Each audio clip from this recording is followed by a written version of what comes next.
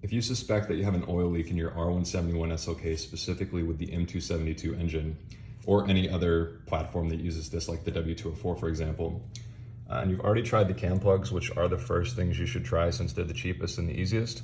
There's one on this side and two on that side. Plenty of good videos on YouTube about that.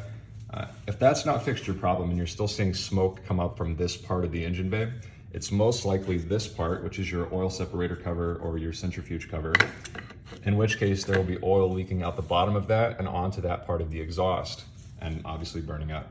Now, in other videos, I've seen like conflicting information about what size socket or what tools to use, and I think it's just been overcomplicated, so I wanted to break it down easily.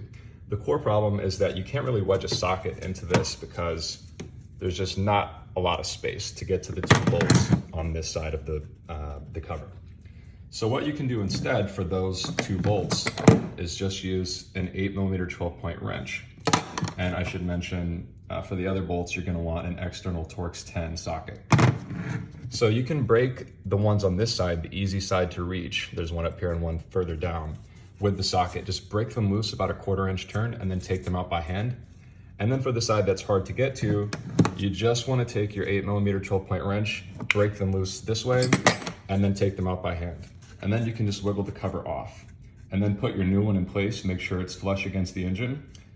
Hand tighten your bolts down, and then torque them down with either the wrench or the socket.